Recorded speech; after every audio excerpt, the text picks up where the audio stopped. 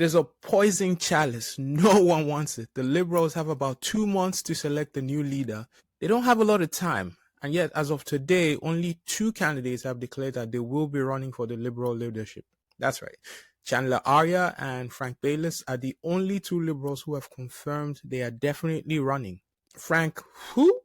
And what the heck is a Chandra, you might say? I know, these are not names that you'll recognize at all. So where are the big names I was promised? I was promised Mark Carney, Chrystia Freeland, Christy Clark. By now, I'd expected at least one of those to have set the marker out. You really get off to a running start. Not one of them has declared yet. These Liberals are scared absolutely shitless.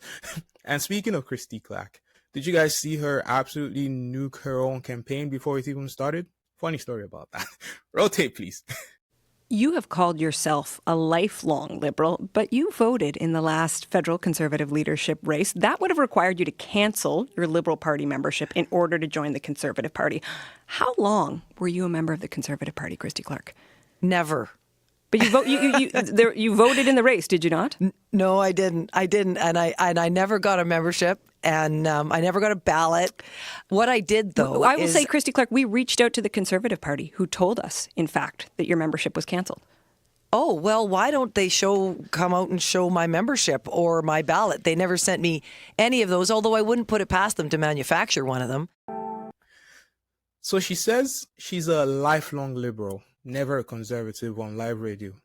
Here I've got to actually applaud the shithousery of the Conservatives. So almost immediately they provided a screen grab of their electronic records showing Christy Clark was indeed registered in the Conservative Party of Canada from June 2nd, 2022 until June 30th, 2023. To which Christy Clark has now confessed she misspoke. I believe the technical term there is you lied. So she's been caught in a lie. The bigger problem is that this betrayal of the Liberal Party probably means that she will struggle to rally Liberals behind her banner. That and the fact that she doesn't speak French. That's a big issue in this country, right? I guess she was gonna have a tough run anyways. So where's Mark Carney? Where is this economic wizard that was supposed to rescue the Liberals? For those of you who might not know Mark Carney, he was the Bank of Canada governor during the global financial crisis in 2008. And he did a phenomenal job at that time. And honestly, I'm excited to see him run. If anything, just to see the ideas that he put forward on the campaign trail. His big issue is really the relatability of his personality. That and the constant links between him and the World Economic Forum. There's a whole conspiracy theory around WEF and how they secretly rule Canada. Think about all the names that have been linked to WEF in the past. There's Justin Trudeau, there's Pierre Poilievre, there's Jagmeet Singh, there's Maxime Bernier, and Chrystia Freeland. Literally the movers and the shakers of this country at the moment. Anyways, let's not get too deep into that and the conspiracy theories. The other issue Mark Carney will face once he declares formally is communication. Many people feel he might struggle in the House of Commons as well. For Chrystia Freeland, I think it would be a bad idea if she goes up against Pierre Poilievre. I'm pretty sure she could win the Liberal leadership, no problem, but I think Pierre would fancy that matchup. She only recently resigned from the Trudeau government. She was Trudeau's deputy prime minister for 5 years. So she was there through all the policies till shit hit the fan. And that shit is on her now, and there's no washing that off. And Trudeau, in his resignation speech, made sure to remind everybody of exactly that. Chrystia has been by my side for close to 10 years now. She has been an incredible political partner through just about everything we have done as a government and as a party over the past decade. It is really subtle what Justin Trudeau does here, but I think he has absolutely murked any hopes Chrystia Freeland has of becoming prime minister. With just that little clip I showed you. She does have something going for her, though. I'm sure Donald Trump did not mean this as an endorsement, but when Chrystia Freeland resigned, Donald Trump called her toxic and said she would not be missed. Man, Donald Trump is so petty. It is unreal just how petty Donald Trump is. As I said, I'm sure he didn't mean this as an endorsement, but for sure if her role in the Canada-US-Mexico agreement is catching so much heat from Trump, she must have done something right. But again, she won't win. I think Pierre Poilievre absolutely eats her lunch if she is the Liberal candidate. Now, to be fair, any candidate the Liberals put up right now would have a hard time turning out a respectable showing in the next election. They might not even have a month to really get their feet under the table before an election is called. It is a poison chalice, as I said off the top, right? They will face an uphill battle right from the start. So, irrespective of whoever they put up, I think they lose either way, barring any catastrophic cock-ups by Pierre Poilievre, of course. The challenge for the Liberals in the next election is to start the difficult project of repairing the Liberal brand. So they need a sacrificial lamb, if you like. And you can see right away that no one fancies that position of being sacrificial lamb. One by one, cabinet ministers like Melanie Joly and Dominique LeBlanc have withdrawn their names from the running. Listen to what Melanie Joly said just last week when she confirmed she wasn't running.